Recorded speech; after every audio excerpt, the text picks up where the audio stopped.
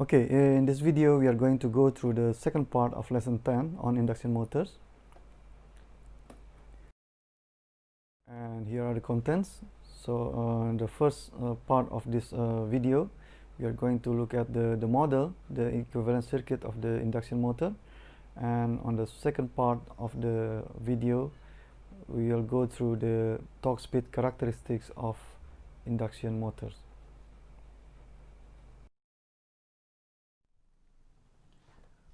Okay, for the model of the induction motor or the equivalent circuit, it is actually similar to a transformer.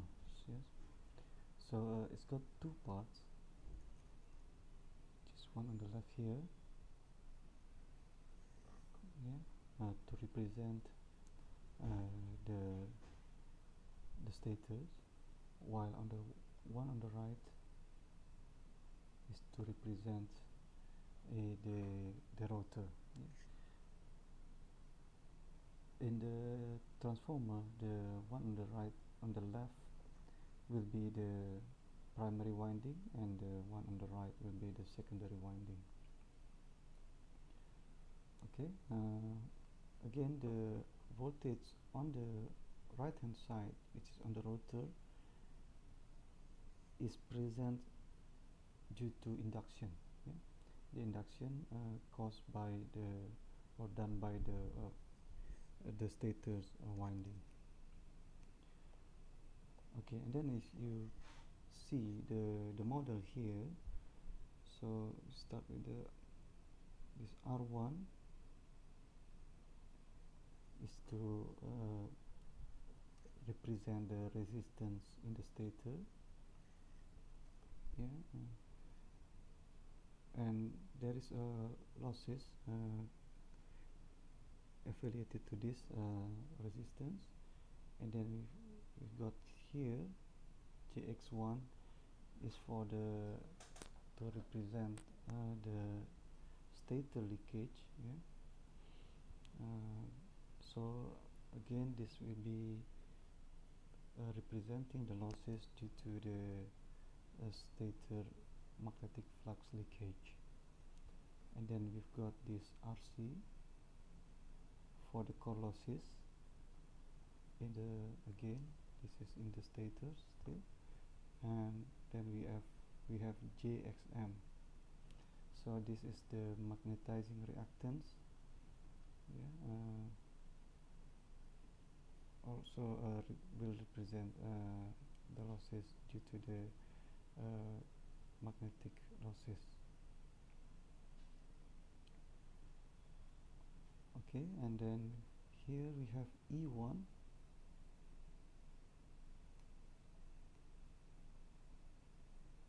This is the primary internal stator voltage. Again, stator voltage that will be equivalent to the primary voltage if it were a transformer, right? And then we have on the rotor we've got the ER here. Yeah, this is the secondary induced voltage in the rotor, and then we've got RR and JXR for the rotor impedance. Okay, and in transformer we've got turns ratio, and then the notation is A. For this equivalent circuit of induction motor, we've got this effective A, yeah, which is equals to E1 over ER, the ratio of the voltages, just similar to a transformer. Okay, however, we'll see later that the effective A in this induction motor varies. Yeah? It depends on the slip. Yeah? It depends on the speed of the rotor. Unlike transformer, the value of A is fixed.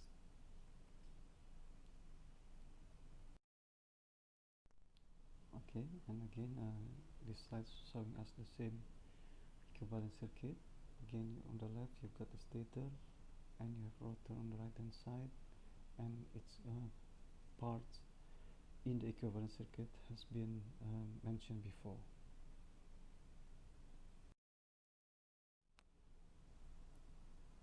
Okay, the magnitude and the frequency of the voltage induced in the rotor is directly proportional to the slip of the rotor. Right, so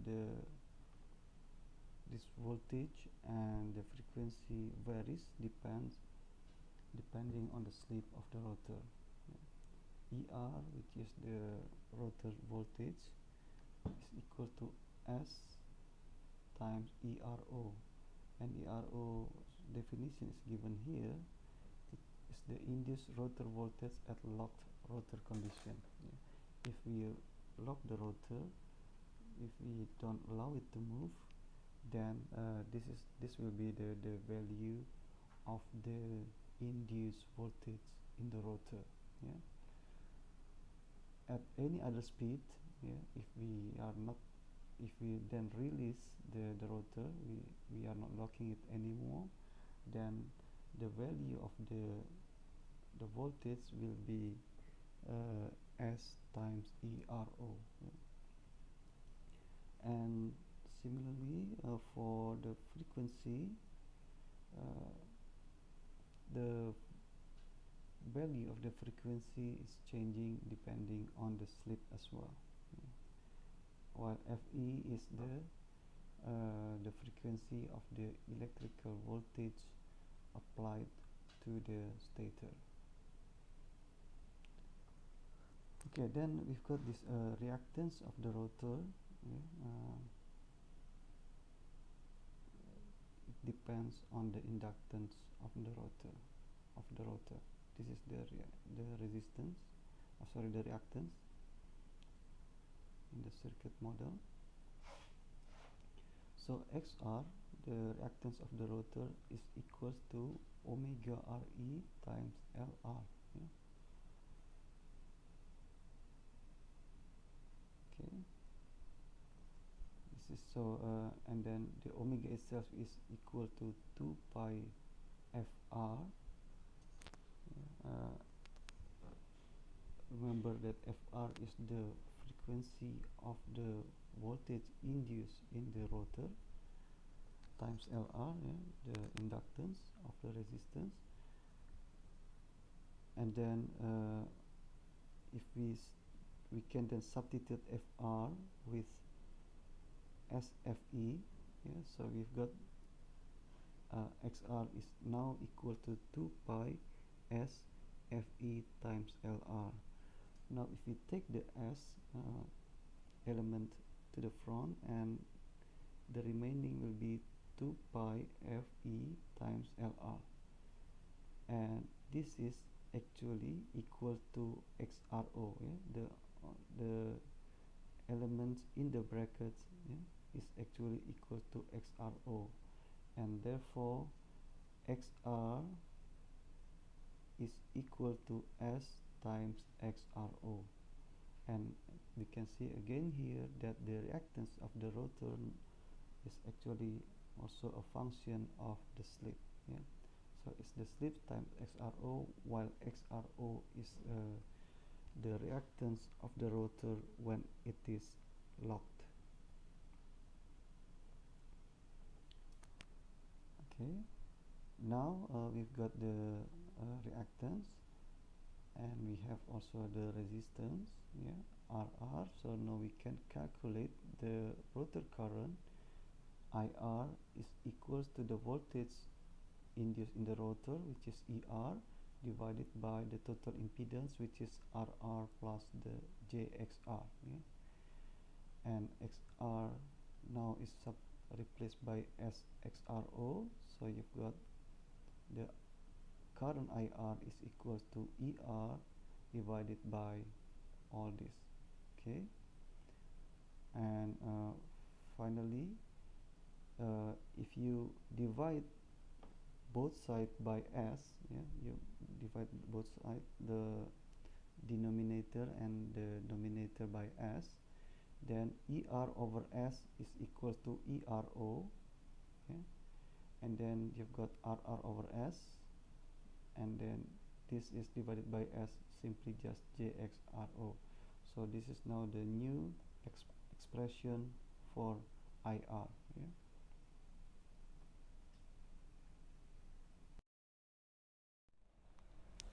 Okay, from the last equation, it is possible to treat all of the rotor effects that are caused by the varying rotor speed as being caused by a varying impedance supplied with a power from constant voltage ER0. Okay, so the model of the rotor, we can have what we can see here on the right hand side at the bottom, which is the rotor equivalent circuit. It has a constant voltage supply ER0, and the impedance consists of inductance JXRO, and then resistance of RR over S. And then if you look at particularly the resistance, it's got a term S, yeah, which is the slip, which means that this resistance depends on the speed of the machine. Yeah. So by having this resistance RR over S, the model will include the effect of the changing or the changes in the rotor speed. Yeah. And if you look at on the left hand side, we've got a plot of rotor current, yeah, against S, and S is slip, which is the ratio of the speed over the slip speed over the synchronous speed. Yeah. So when S equal to 0, it means that the speed of the rotor is equal to the synchronous speed, while S equals to 1, if you remember, it means that the speed is equal to 0. Yeah, the rotor speed is equal to 0. And from this graph we can see that when the speed is 0, then the rotor current is high, yeah, is finite and is quite high. And as the speed is increasing, yeah, we go from the left to the right, the current keeps decreasing until it reaches 0 when the speed of the rotor is equal to the synchronous speed. And again, this is the same plot, yeah, but displayed more clearly. Yeah.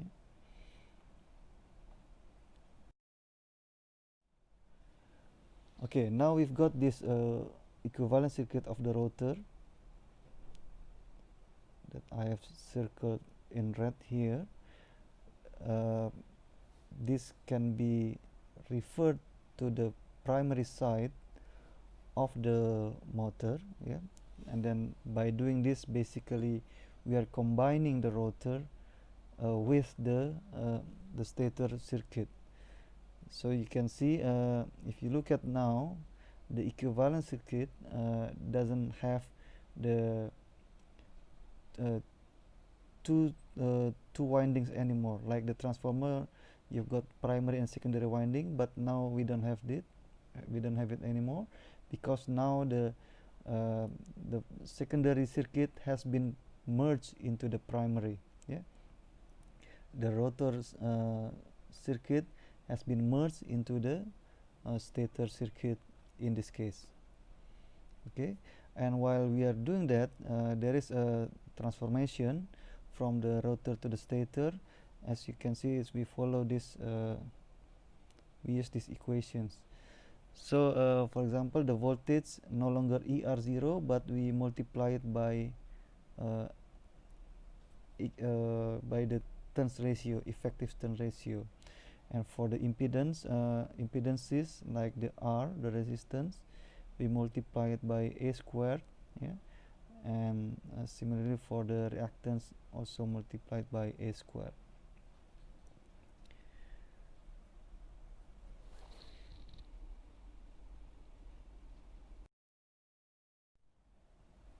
Okay, and now we have the power flow diagram of the motor.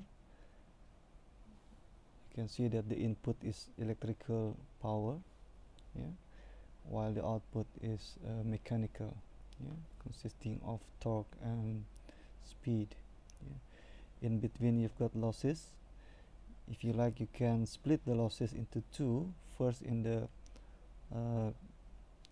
stator level, yeah, which is this stage here, and then in the rotor level. Okay, and for the stator we've got the stator copper losses, which is electrical, and then we have the core losses, yeah, which is the magnetic losses. Then we have, after these two losses, then we've got the air gap power, yeah, basically the power that goes through the air gap, and it will then reach the rotor, yeah. And then we've got this rotor copper losses, the first loss in the rotor. Then after that we've got the conversion power, or the converted power, which is converted from electrical into mechanical. Then following this, then we've got the last two losses, which are the friction and the stray, which are also happening in the rotor as well. And finally you've got the output power. And it makes sense that if you see that if you look at the power flow diagram, the distance between the two lines, the top and the bottom, represents the magnitude of the power, yeah. And as you go from the left to the right, this magnitude is getting less and less, getting smaller and smaller, and therefore, for example, your converted power is smaller, yeah, is lower than the input power, and the output power is lower than the converted power. And all this because of the losses that we have in the system or in the motor.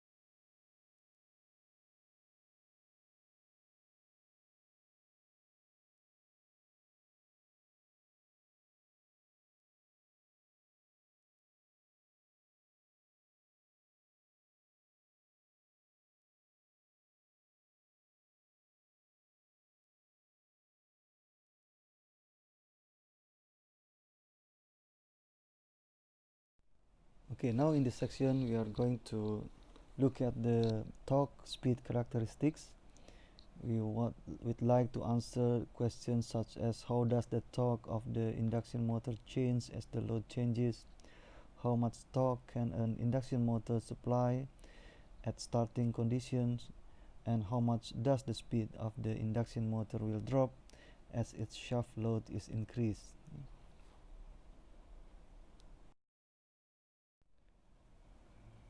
Okay, as we have discussed before, that the induction motor operates at no load, will be spinning very close to the synchronous speed, and B net, yeah, is the net magnetic field is produced by the magnetization current IM, and it's proportional to EI, yeah.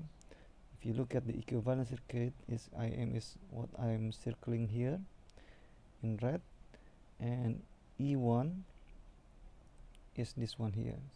So you can see that IM is proportional to E1, yeah, i.e. if you divide E1 by the impedance, then you got the IM, yeah. The impedance is the effective value of this RC and GXM in parallel, Okay, and then E1 varies as the load changes because R1 and X1 causing varying voltage drop. Yeah? When the load changes, basically I1 is changing, it will be changing, and therefore the voltage drop across R1 and JX1 will change. Yeah, and therefore E1, which is the V pi minus the voltage drop across R1 and JX1, will be changed as well. Okay, however, these drops are relatively small, because the R1 and JX1 are comparatively small when you compare them to the RC and I mean the path in the middle of this equivalent circuit here. Okay, so these drops are relatively small, and therefore we can assume that E1 is constant. Yeah.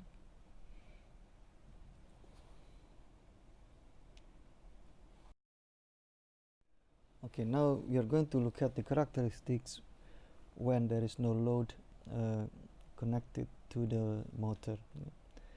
An induction motor operating at no loads will be spinning very close to the synchronous speed, and this means that the rotor slip is very small. Yeah, because the difference between the speed and the synchronous speed is very small, and therefore the rotor slip is very small. And since the relative motion is small, the induced voltage will be small as well, and therefore the current in the rotor will also be small. Okay, and then since the relative motion is small, yeah, is very low, the rotor frequency, yeah, i.e. the frequency of the voltage induced in the rotor will be very small as well. Yeah. We can check that this frequency is also a function of the slip itself, and when the slip is very small, it means the frequency that we get is very low, and therefore the reactance will be close to zero, because the reactance is a function, is directly proportional to the frequency. Yeah, reactance of inductance is 2 pi FL. Yeah, so when the F is low, the reactance will be low as well, and this means that the IR will be almost in phase with ER. Yeah, because reactance is nearly zero. You know, if reactance is zero, it means that it's purely resistive and the current will be in phase. But in this case, the reactance is not exactly zero, but it's close to zero, and therefore the IR is almost in phase with ER. Yeah. And this means that the rotor will produce a small BR. Yeah. Okay. When we've got this low IR, so the induced magnetic field is also low, and this means that also the stator current is high at no load, since it must supply most of B net. Yeah? The net magnetic field in the system is induced mostly by the stator current, yeah? Because the rotor current is very low. Yeah? So it means that at no load, the stator current is high.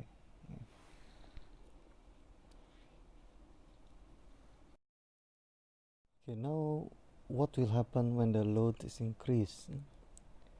When the load is increased, the slip will also increase, and the rotor speed falls, i.e. the rotor speed will be decreased, and therefore the slip is increased. This gives increase in the relative speed, yeah, That's what happens by definition. When the slip is increased, it means that the relative speed is increased, and this then produces a higher rotor voltage ER, and therefore higher rotor current as well. Okay.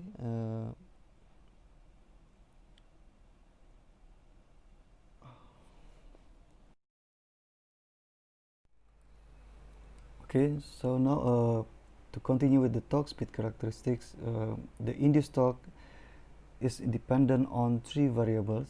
If you look at the expression here, K, B, R, B net sine delta, so each of these may have effects on the produced torque, yeah, the induced torque.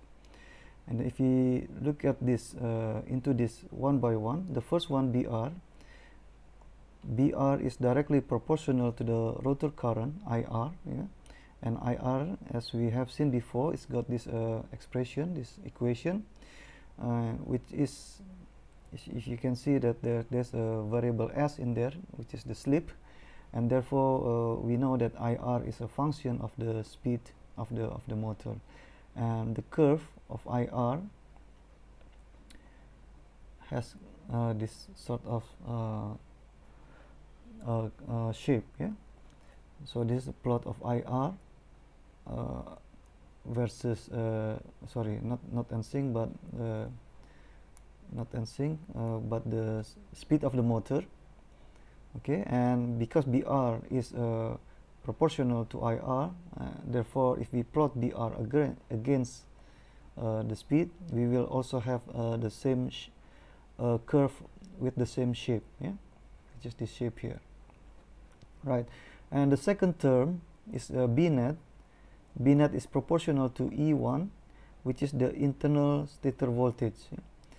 And B net or E1 is approximately constant, yeah, regardless of what is the speed, and therefore we've got this sort of curve, which is just simply a flat line, yeah? A flat curve or a straight line, yeah? So it's not, you can see as approximation that B net is not affected by the speed of the motor.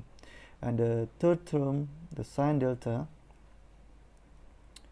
yeah, sine delta, and then if you expand it and then do this bit of trigonometric operation and simplification, then we should find this, that is sorry, not this one, but the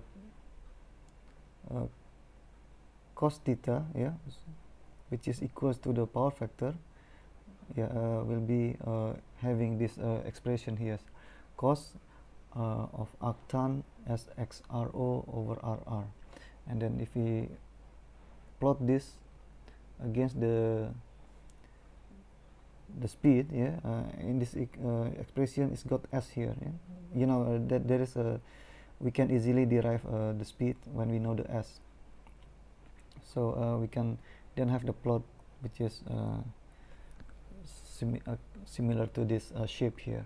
Okay, so all these three variables, then when we combine this, all these three effects, we will have the torque speed characteristics, which we can see on the following slide.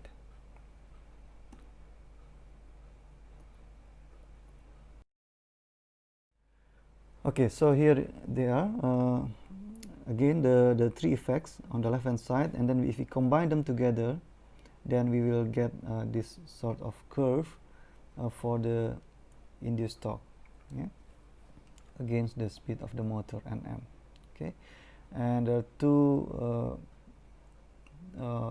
torques that we can highlight here. First is the maximum torque here. We call it as the pull out torque, and normally is equal to 250% of the rated full load torque, yeah? And another one is this torque at the zero speed, which is the starting torque, and normally it's given as 150% of the full load torque. Yeah? Full load torque will be given or will be defined, yeah, something like this, yeah, around this. Yeah? Okay, and as you can see, because this is the full load rated torque, so even at full load, at zero speed, yeah, at zero speed here, the motor can still start easily, yeah, because the starting torque, at that zero speed, the motor can produce 50% higher than the full load, yeah? So the motor can easily start, and this is the strength, yeah, the benefit, the advantage of this motor over the other type of motor that we discussed before, which was the synchronous motor. Okay. Okay, and finally, the curve itself can be split into 3 different regions. The first one on the right, yeah, we start from the right here. This is called the low slip region. Okay, and the second one is the moderate slip region, i.e. the region between the low slip region and where the pull out torque is happening. Okay, and on the left hand side, yeah, here we've got the high slip region. Okay.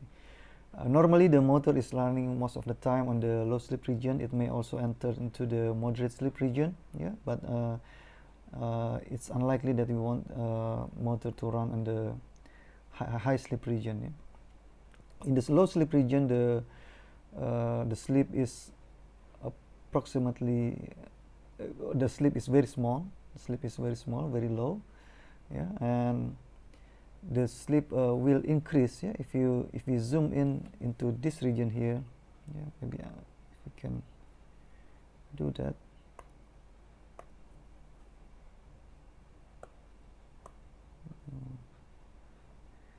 Okay, can I zoom? Sorry, it's not power factor. Yeah, if you look at the last point here, the power factor is approximately unity, which means that this is the region where the motor is running most efficiently, yeah? And that's why we like the motor to run within this region. Okay. However, if as long as the load is increased, then the motor will slow down even more. But the good thing, it can its induced torque is still increasing. If you look at the curve here, it follows this trend here. Yeah, as the load is increased, the slip is the speed is decreasing. However, the torque, the induced torque of the motor is increasing until it reaches the maximum, which is called as the pull out torque. When it reaches the pull out torque, if the load is still increased, the motor will then, okay, so before we go to the next region, another feature in this region that we need to highlight is that the power factor starts to drop, i.e. it's not running as efficiently as before, as when it was in the low slip region, yeah, but it's still okay. And yes, and then we have the pull out torque within this region, yeah, the third point here, right? Okay, now if the load is still increasing, then the motor will fall into the high slip region. When it falls into the high slip region, the torque induced by the motor cannot be as high as the load, yeah, and therefore the motor will subject to deceleration. The speed will be decreasing, and until it then stops. Yeah? Okay, and yeah, so we don't the motor doesn't normally run in this region unless yeah, the load that is applied to the motor is too high. Yeah? Okay, and yeah, the power factor decreases with load increase. Again, this is another feature that is not desirable. Okay.